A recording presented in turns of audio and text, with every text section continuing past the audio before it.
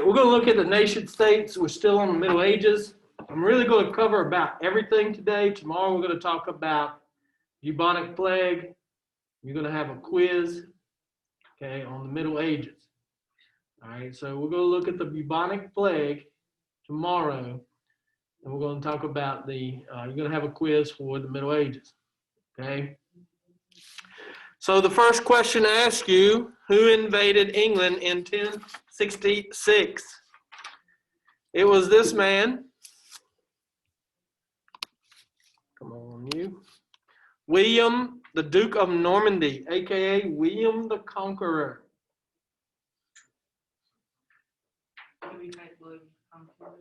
Yes.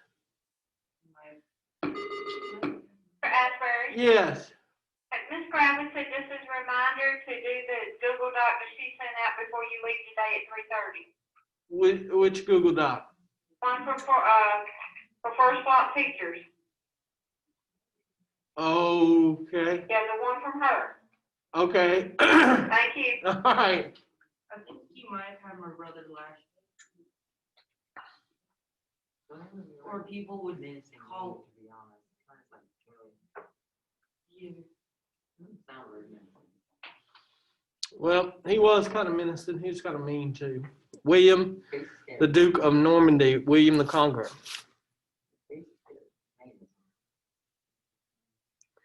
All right. He defeated Harold of Wessex in the Battle of Hastings. Okay. This was in 1066, the Battle of Hastings. He becomes, sort of unites England under his rule. So what did William do to the power of feudal lords? He took their power, required each lord to swear loyalty to him, and became vassals to the king. So he set up sort of a feudal system. And what did William do to the power of the king? The king held supreme authority. Supreme authority. What is Henry II known for? One thing he was known for was, instead of using vassals in the feudal system, as we kind of look at it in the Middle Ages, he had an army of paid soldiers. He set up a jury system, okay, and we still use that sort of system today in the court system. You know, people that go to trial are usually granted a trial by a jury of their peers if wanted. Okay, and he also set up church law. What is common law? You guys learned a little bit about common law, but when you're learning civics, we call it something different. It's the basis of American government. It's called rule of law. And basically what common law is, it means that the law has to apply equally to people of different statuses. You know, if you're a judge, you still should have to abide by the same laws as what? Everybody else, right? All right, King John. He was a king that made nobility pay more taxes. They didn't like this, so they turned on him and made him sign this. It says, what document limited the power of the king? Magna Carta. The Magna Carta. I'll see if I can access this thing that I'm supposed to do here.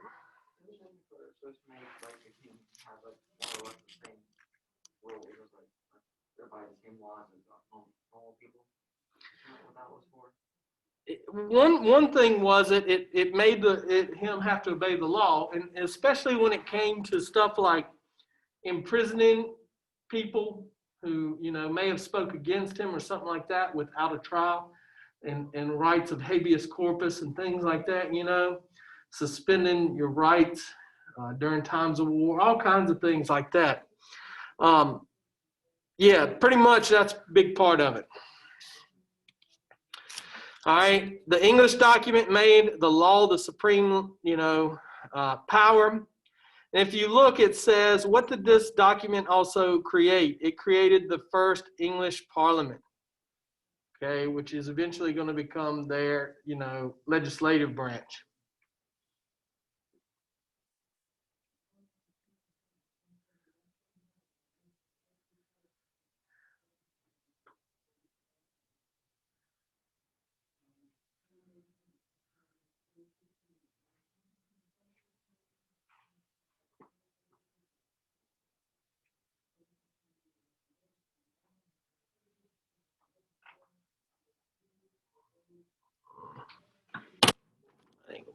be done real quick. All right, so France. Now we're getting to France. All right, who set up the throne in France at Paris? So the Capetians take over. The man who establishes the French throne is going to be this guy right here. His name is Hugh Capet. I like the way this guy looks. I like his little scepter with the little two fingers. All right.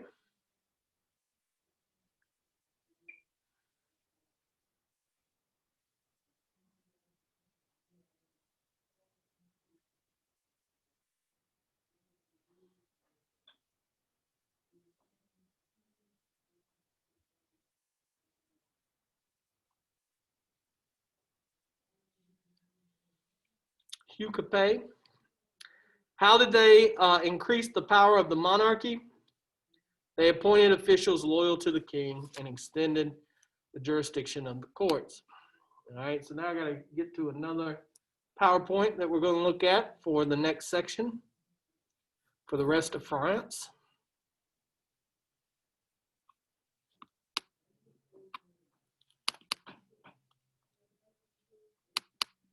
There we go.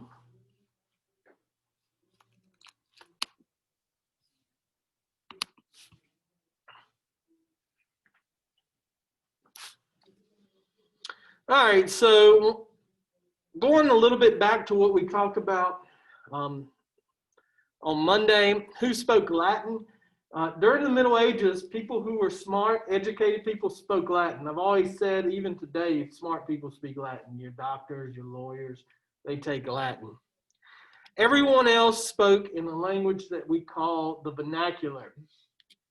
Vernacular language is everyday language, and it varies from place to place. For example, even here we have different, what we consider dialects. It's very similar to the vernacular. If you're in the South, people in the South say y'all, no, but when you go up north, they say stuff like you guys. Just a little different nuance to our sort of dialect as opposed to theirs. Still the same language, still English, but you'll hear English different ways in different places. You go out to California and they talk a little bit different than us, of course, as well. So we're really not going to talk a lot about Romanesque forms. You won't see this on the test, but Romanesque forms of architecture, arches and domes, low horizontal lines, heavy dome, stone roof. Walls were low with few windows, and it was dark inside. Describe Gothic form of architecture. Tall spires, flying buttresses for support. Walls were high and thin, all reached towards the heaven. And, the flying buttress is, if I go back here, is this little support thing right here. That right there. So, stained glass windows, that's the kind of churches you saw in the Middle Ages. The focus of architecture is always the church in the Middle Ages. They didn't build much stuff for aesthetic pleasure or cool buildings, just like public buildings. No, everything was really done for the church. The church is really the only one that can afford, kind of nice buildings and stuff. So the church. You're not going to have to know who wrote the Divine Comedy. It was Dante. You're not going to have to know Geoffrey Chaucer. But the reason he's important is because he was one of the first writers to write in the common language, which is the vernacular language. So when he writes Canterbury Tales, which poked fun at English society, it was written in regular language because he's making fun of the rich people and the people who, look down sort of on the average person of the time period. All right, so it asks you what war was fought between England and France. This is the 100 Years' War. 100 Years' War.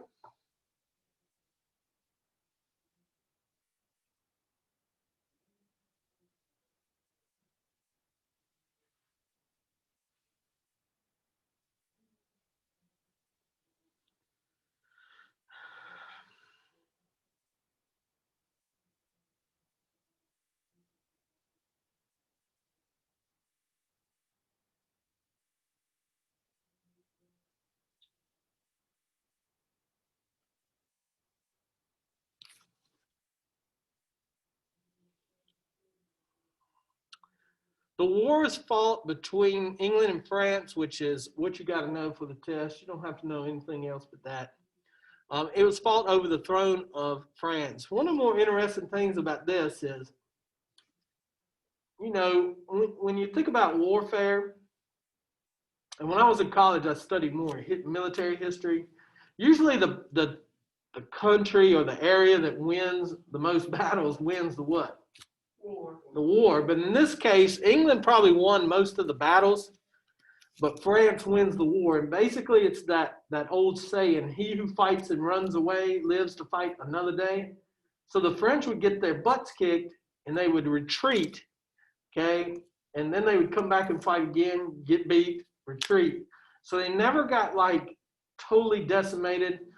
England fought what we call a defensive war. The video I show you guys is going to be real good at showing you that. They fight a real defensive war. And it's just like, it reminds me of Vietnam. What's the caveat or the, you know, really in a lot of cases, fighting a defensive war is always difficult because you're just staying in one spot. You beat the enemy once and drive them back. Well, you know, if you don't chase them down and finish them off, they're going to what?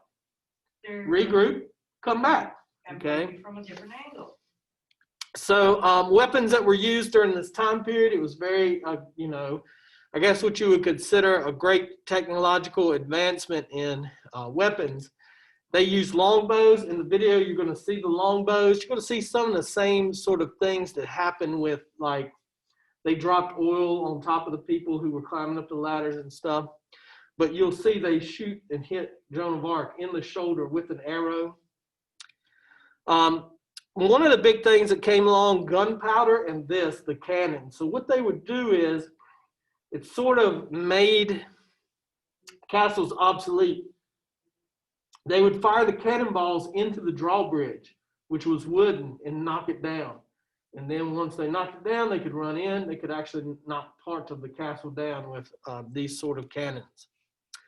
All right, it says, who became a unifier for France during this war? It is her, Joan of Arc. She became a unifying force for France. She was a peasant girl, and the video is really great at explaining how the legend said a peasant girl would come around and save France. And you could see how England hates her guts. They're like, you know, I just got beat by a girl. That was one of the big things the guy was mad about. The English guy was mad about. The sad part is, you know, she helps Charles VII become the King of France.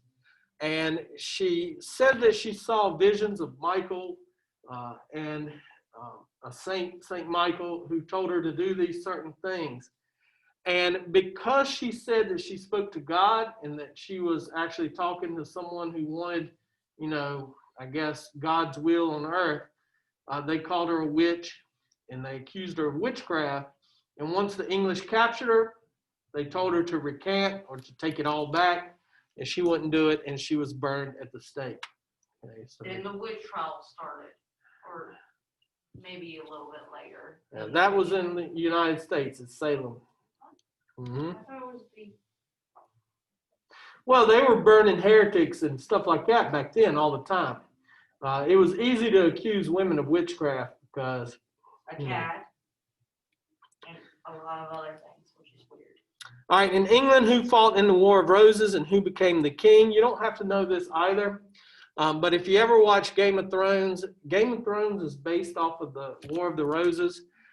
The York and Lancasters are the Starks and Lannisters on there. So you can see where that comes along.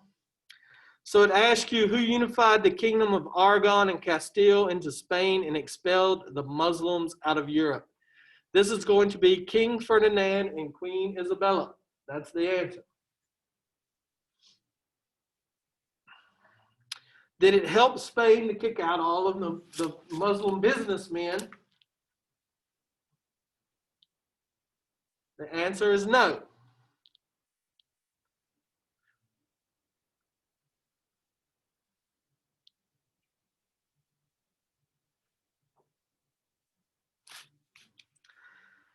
So they forced out the Jews, and they forced out the Muslims, and they forced out all of the guys who, do y'all need me to go back? I got the answer. Who were the leaders of industry, and they really lost out on trade, because how does a government make money? They tax, the economic leaders and businesses. What do you got, the right answer? You looking for an answer? Oh, yeah, I forgot what the last one was, sorry. Yeah, right, it's moved on to Spain, yeah. Moved on to Spain. Ferdinand and Isabella.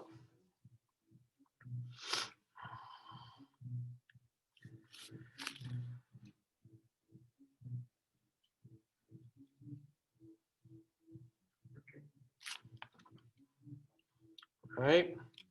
It asks, who was the king while Spain began the colonies, all the colonies in the Western Hemisphere? It is Charles V.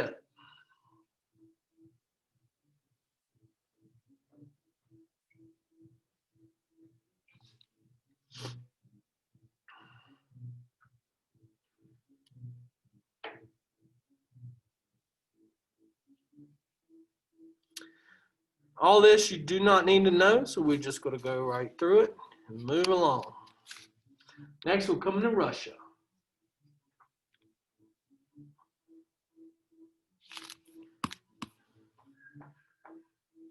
I can find it. There's the rise of Russia. All right. So Russia, what you need to know about Russia during this time period: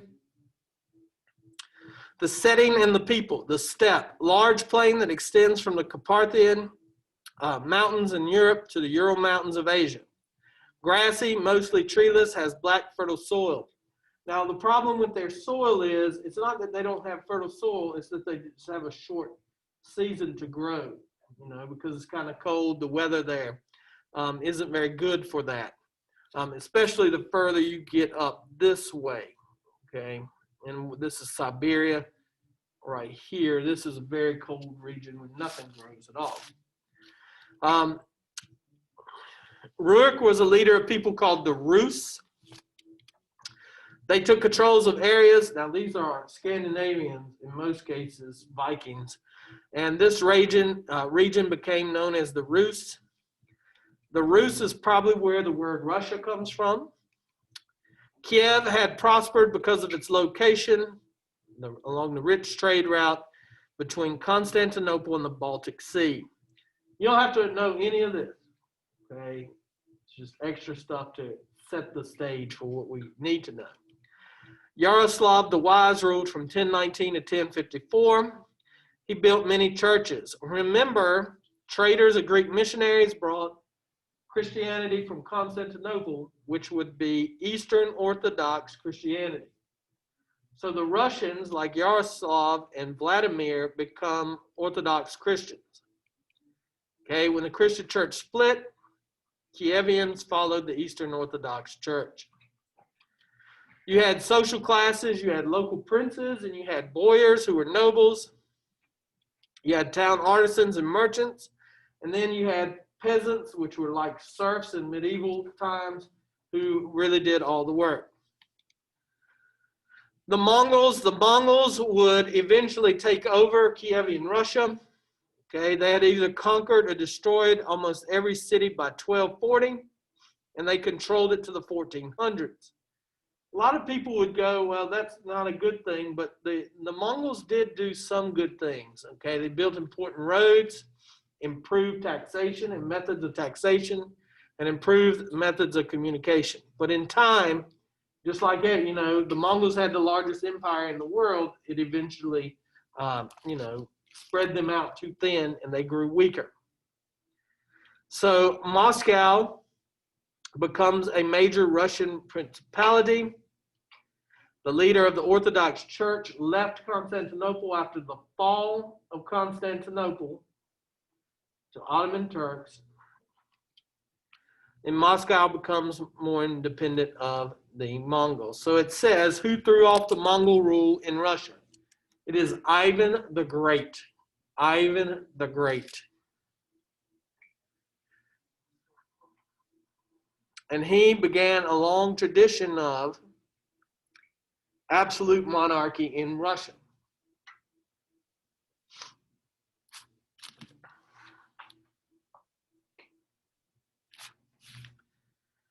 Now, eventually, 3-year-old Ivan IV becomes the ruler of Russia, but the nobility was kind of in control of things while he was really little. Okay, so later he considered himself to be the true heir of the Roman and Byzantine empires.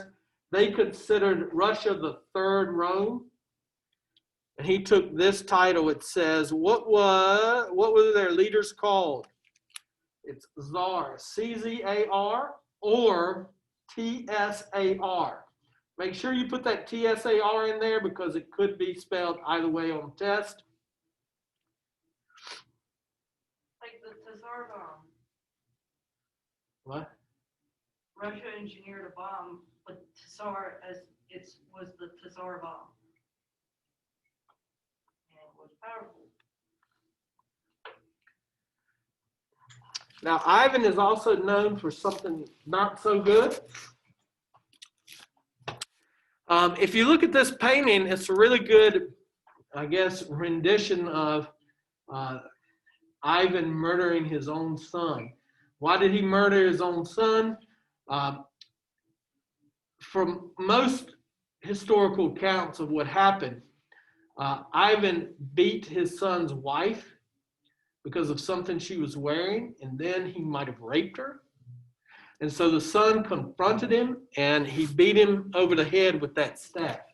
Now, what the painting is showing is what looks like a deranged man who is horrified at what he's done to his son. And look, you know, mental health things back then. Today, if you have bipolar disorder, or you have schizophrenia, or you have any of these things that might, make you more likely to snap or whatever, they have medication for that. A lot of people live really normal lives. Back then, they didn't diagnose it. They were just like, that dude's mean, evil, or whatever, And really, he could have suffered from all kinds of mental disorders. But because he did all these bad things, he earned the nickname Ivan the Terrible. All right? You don't even have to know about him. You just need to know about Ivan the Great. What church unified Russia on your sheet? It is the Eastern Orthodox Church.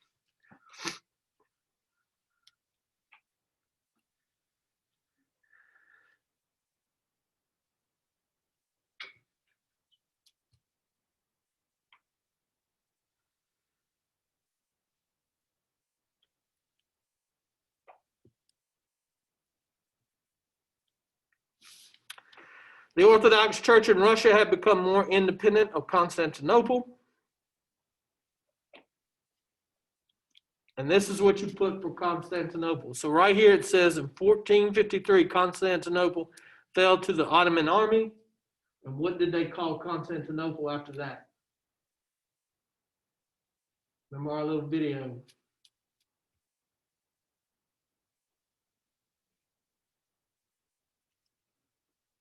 Istanbul. You might want to put that in there. Istanbul.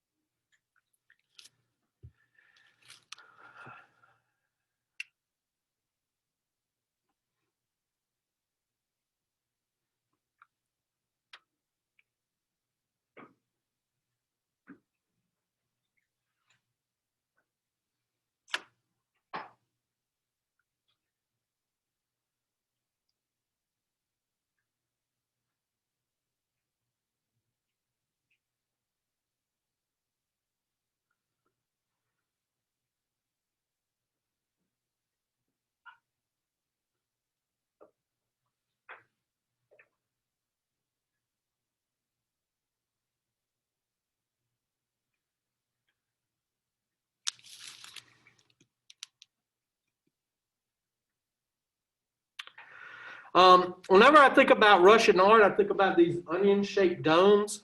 Dome churches were built filled with beautiful art. These churches were meant to inspire, all of these things, all religious wonder. But one of the questions they often ask you on the SOL is this, and they show you St. Basil, and they say this is an example of what type of architecture. And it'll either be Russian or Eastern Orthodox Christianity. So when you see that, I always think about, the Russians, and then what kind of religion did they have? Well, Eastern Orthodox Christianity. Okay. All right, and we'll get to the last one, the Crusades. It's not much to this. The Crusades are real simple.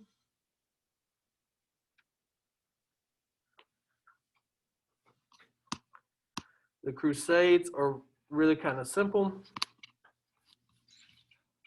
So I always think about the Crusades and think about, Christianity in general.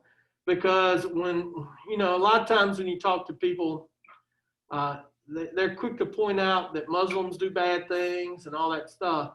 And then other people are quick to point out that Christians sometimes go off the deep end too. This is kind of one of those cases in the Crusades. So during this time, who controlled the Holy Land and what is modern day Palestine? Actually, it's more like modern day Israel. Since World War II, we gave this area back to the Israelites, and it's been sort of contested by the Palestinians ever since. So Seljuk Turks closed Jerusalem to Christians. Remember, Jerusalem is important to Muslims, Christians, and Jews, but they close it to Christians. So this makes the Pope very mad. So key events of the Crusades, okay? This Pope, Pope Urban, calls for a holy war called the Crusades. Pope Urban. All right, which Pope called for a holy war? It is Pope Urban, and he wants a holy war to take back Jerusalem and Damascus, in one case, from Muslims, okay? Pope Urban.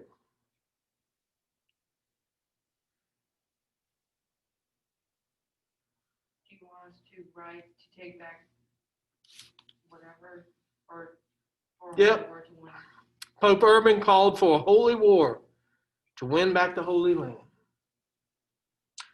Now, who does he want to get to do this? Well, he goes to the nobility first, and they're like, "No, I'm not doing that." Then he has this brilliant idea. Who I'm going to go to? I'm going to go to the peasants.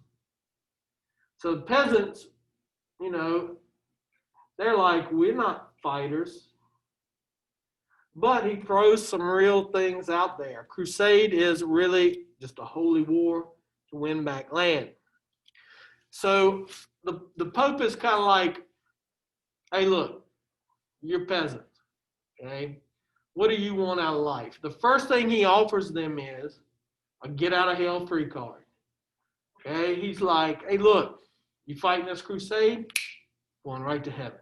So they're like, "That sounds legit. I like that idea. What else you got?" He says, "You know what? You'll get rich because when we invade land, you'll be able to take what you want." That sounds pretty good. And then the kicker is the one that always gets me. You don't have to pay taxes. Now, let me just tell you this in general. Okay, paying taxes is probably the worst thing. When, one of the things, this is very similar to Blackwater, when, Blackwater during, I think around 2012, 2013, was operating in Pakistan and Iraq and Afghanistan. And so what they did was offer former soldiers who were infantrymen, go to these places and work security details, which is sketchy, and we'll pay you $250,000. So you look at that and you go, well, $250,000, okay? I wouldn't even consider it because the government's going to take a chunk of it. You probably go get about 180, 160,000 of it, right? You're going to lose about 1/3 of it. It's so much. But then they threw in this, they're like, it's tax-free. So you do that twice and you make $500,000. I wouldn't even be sitting here today. Now, the thing that turned me against it was my buddy was showing me all these pictures of cars on fire and people in the cars and people all shot up everywhere. And I was like, well, bro, is it really worth $1 million, $250,000 to do this? And he was like, I do it for the flag. I do it for God, because he's like, I like to kill Muslims. I'm like, well, dude, I'm out of that. Leave me out. But You know, that is a huge incentive. You don't have to pay taxes. I mean, nobody likes paying taxes in general, but huge incentive. So what city did the first Crusaders capture? So they did capture Jerusalem in the first crusade. All right. What did the Crusaders do when they got there? They did a whole lot of bad things. Why?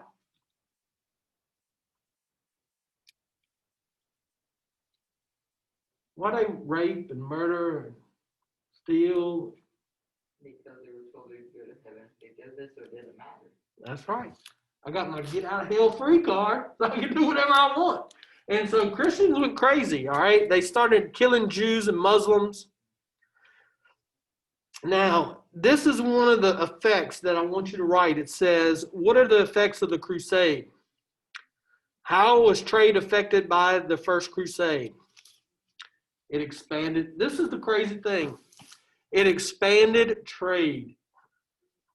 Venice grew as a port city, and a lot of times they took the best. And this is what happened. This is culture diffusion that we talked about early.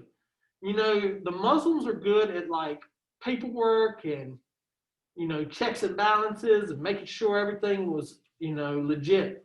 We use some of those practices today. When I was in regional loss prevention, and what I did for Walmart was catch people stealing. Now, I didn't catch like your average shoplifter. I caught people that did what? That worked at Walmart. And if you think people from outside of Walmart steal, you ought to see the people that work there, because they are rolling, you know. Some people some people do smart things, like they take a certain label from like the food section, like vegetable section, and they stick it on something like a PS4 or a computer, and they pay for it $10, $20 for the computer, and Well, they have ways of not doing that anymore, because they keep all that stuff locked up, and then if you want it, you have to take it, and the guy has to unlock it. But what a guy there would do is, one of the managers at this one at 220 store, like if you're going into Roanoke, there's a Walmart on the right-hand side as you're going in.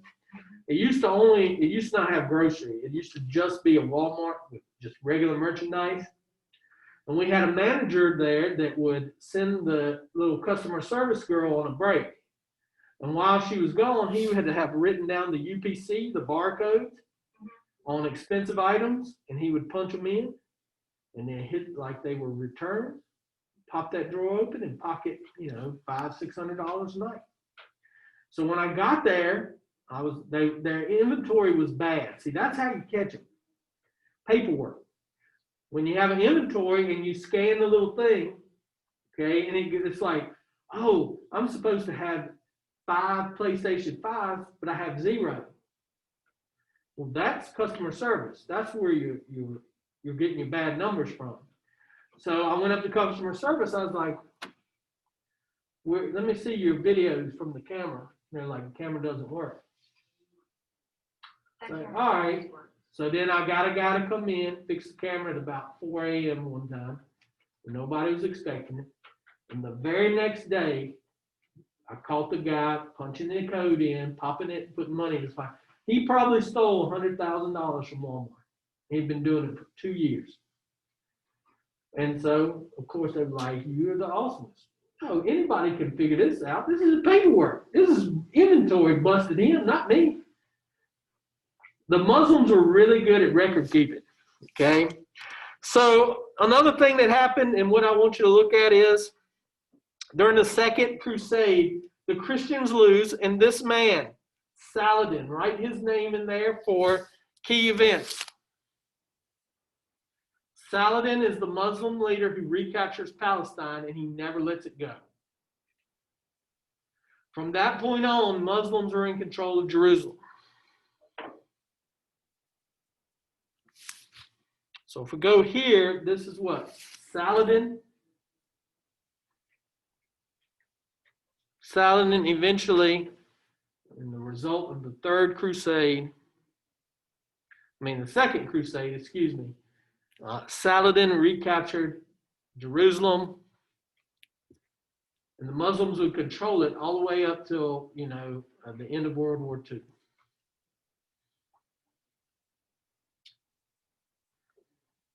Who actually controls Japan right now? Japan, Mhm. Japan's its own country, independent country. Now we have a lot of influence because they're not allowed to have a military. So we protect them. People we're protecting them from, China, North Korea. But they have a very small military because of, you know, World War II. mhm. I believe they took over China in World War II. Oh yeah, China, Korea, Indochina, French Indochina, which is Vietnam.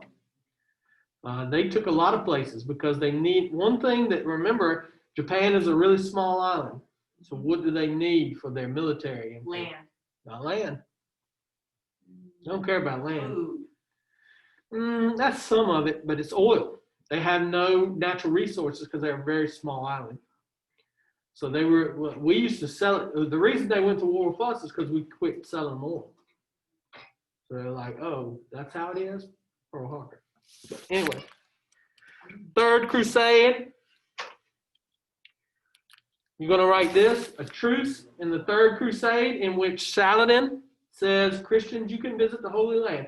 And one of the videos that we watched, probably won't get to watch it until tomorrow, but this guy's like, you know, it seems like Saladin is kind of a nice chap. He's not a bad guy. I find that fascinating because, you know, Muslims are seen as a little bit irrational when it comes to this stuff today. But you have to put yourself in their perspective. Here they are. They've got control of the Holy Land. After World War II, they're like, hey, look, we're going to give this back to the Jews in Israel and create the nation of Israel here where you live. Okay? So really, really, you know, a lot of the conflict came from that idea.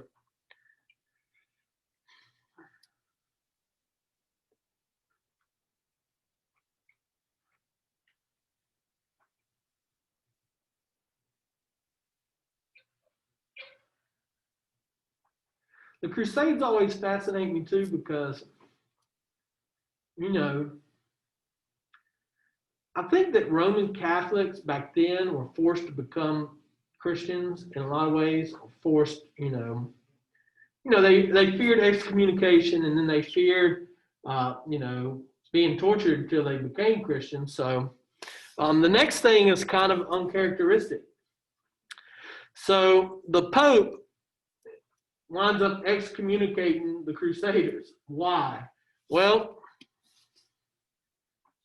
since they got beat in the Middle East or in Palestine, they started to retreat and they come across Turkey and then wound up in Constantinople.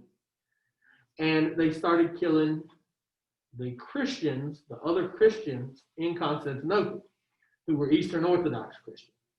So the Crusaders were like, hey, you know, we got our tails beat here, but look, there's these Orthodox Christians. Let's just take their stuff, kill them, you know, rape them, all kinds of crazy stuff.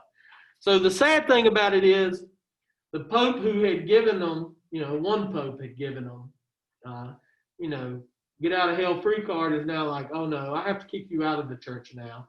And now you're definitely going to burn. So they were excommunicated because they attacked Constantinople. All right, that should be everything you got, right? All right, so go ahead and submit that if you are finished.